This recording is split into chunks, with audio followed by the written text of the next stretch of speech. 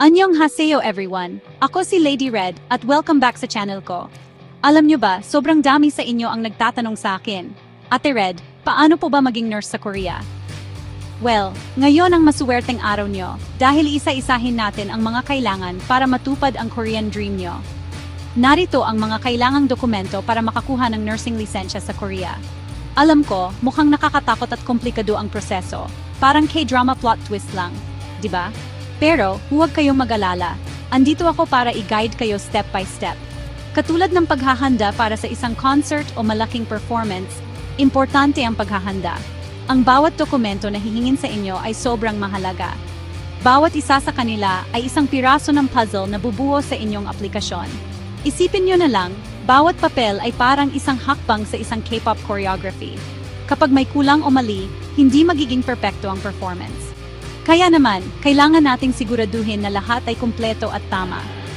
Ito ay isang napakahalagang hakbang patungo sa inyong kinabukasan, kaya siguraduhin nating maging tama mula pa lang sa simula.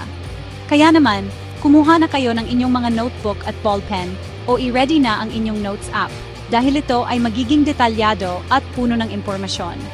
Ibibigay ko lahat ng alam ko base sa research at mga kwento ng kapwa nating Pinoy na nakarating dito.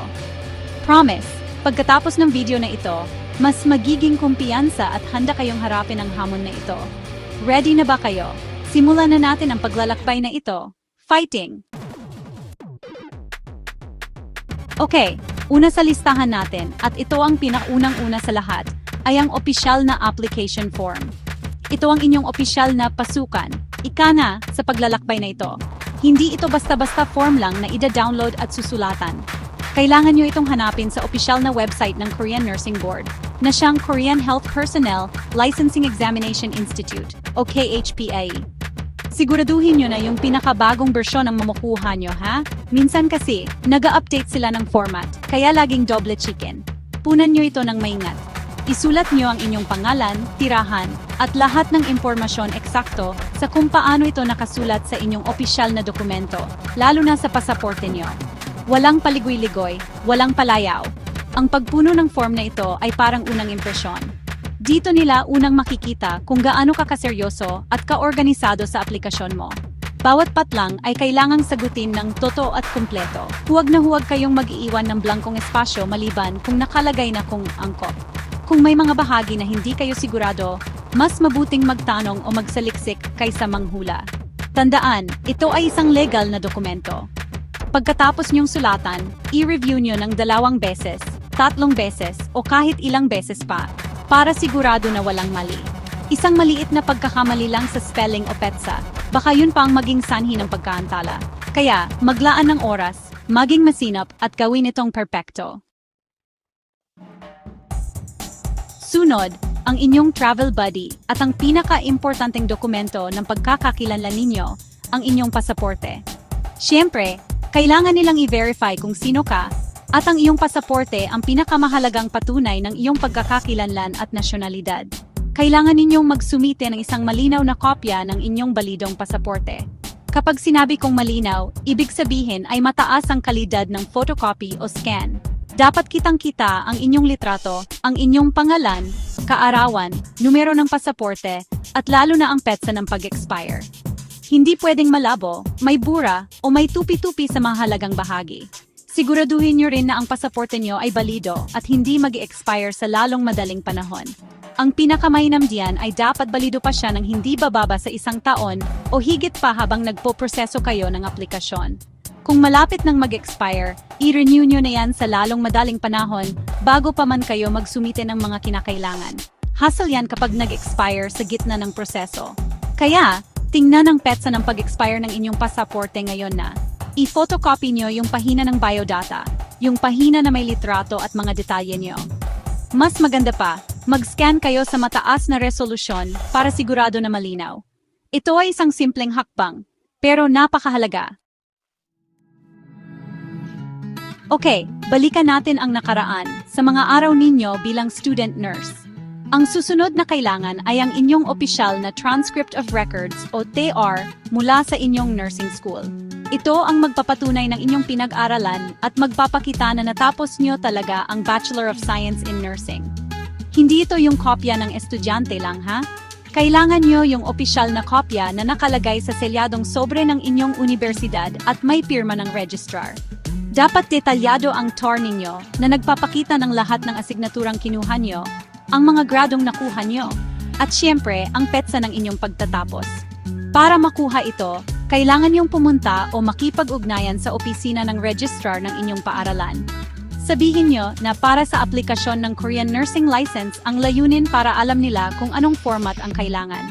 Minsan, may partikular na kinakailangan ang Korea tulad ng kailangan nakasaad ang kabuuang bilang ng oras para sa parehong mga lecture sa klase at clinical na pagsasanay o RLE. Ito ay sobrang importante, kaya linawin nyo yan sa school nyo. At tandaan, ang prosesong ito ay maaring tumagal, kaya asikasuhin nyo na ito ng maaga. Huwag nyo itong i-last minute dahil baka maantala lang ang buong aplikasyon nyo. Ngayon naman, pag-usapan natin ang isang bagay na nagpapaproud sa atin, ang ating pagiging lisensyadong nurse sa Pilipinas. Kailangan ninyong magpakita ng patunay ng inyong lisensya bilang nurse mula sa ating bansa. Ito ay upang patunayan sa Korean Board na isa kang kinikilala at lisensyadong profesional sa iyong sariling bansa. Hindi sapat na graduate ka lang, kailangan lisensyado ka rin. Ang pangunahing dokumento para dito ay ang iyong PRC License ID. Kailangan nyo ng malinaw na photocopy ng harap at likod nito. At syempre, dapat valido at hindi expired. Bukod sa ID, kailangan nyo rin ng Certificate of Good Standing o Certificate of Registration License mula sa Professional Regulation Commission o PRC.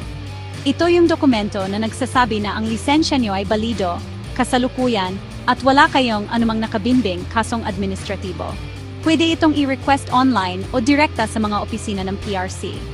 Katulad ng iyong tour, sabihin niyo na ang layunin ay para sa aplikasyon ng lisensya sa ibang bansa para maibigay nila ang tamang dokumento.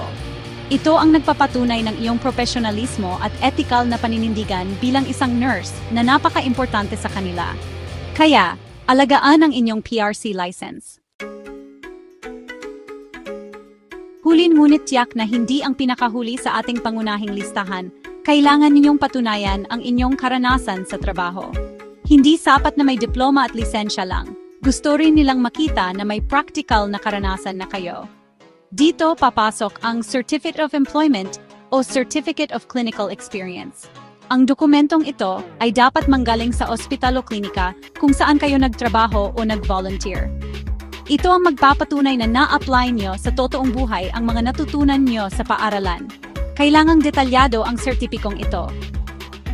Dapat nakalagay dito ang inyong pangalan, ang posisyon nyo bilang staff nurse o registered nurse, at ang inyong panahon ng trabaho mula sa petsa ng pagsisimula hanggang petsa ng pagtapos. Mas maganda kung kasama rin ang paglalarawan ng inyong tungkulin at responsibilidad, at kung saang lugar kayo na-assign, tulad ng medical ward, ICU, o operating room. Kailangan itong nakaprint sa opisyal na letterhead ng ospital at may pirma ng inyong nursing supervisor o ng HR manager. Ang dokumentong ito ay nagbibigay sa kanila ng malinaw na larawan ng inyong mga kasanayan at kakayahan bilang isang nurse. Kaya siguraduhin na ito ay komprehensibo at profesional. Ayan, kumpleto na ang ating checklist ng mga pangunahing dokumento. Mukha mang marami at nakakapagod asikasuhin, pero isipin nyo na lang bawat papel na iproproseso nyo ay isang hakbang papalapit sa inyong pangarap na magtrabaho bilang nurse sa Korea. Tandaan nyo lang ang gintong patakaran, siguraduhin kumpleto ang lahat ng dokumento bago magsumite para sa mas mabilis na proseso ng aplikasyon. Ang pagiging organisado at masipag sa umpisa ay magbubunga ng maganda sa huli. Huwag kayong matakot o ma-overwhelm. Gawin ito ng paisa-isang dokumento. Alam kong kaya nyo ito. Lahat ng pangarap pinaghihirapan. Parang sa training namin dati, may mga araw na parang gusto mo nang sumuko. Pero ipinagpapatuloy mo dahil alam mo kung ano ang naghihintay sa iyo sa huli. Ganun din sa paglalakbay nyo. Ito ang inyong yugto ng pagsasanay. Laging tandaan kung bakit kayo nagsimula. Isipin nyo ang inyong kinabukasan at ang mga pagkakataong naghihintay sa inyo dito sa Land of the Morning Come. Ikinagagalak ko kayo ng buong puso. Maraming salamat sa panunood. Sana ay nakatulong ng malaki ang video na ito at ginawang hindi gaanong nakakatakot ang proseso. Kung may mga tanong pa kayo, iwanan lang sa comments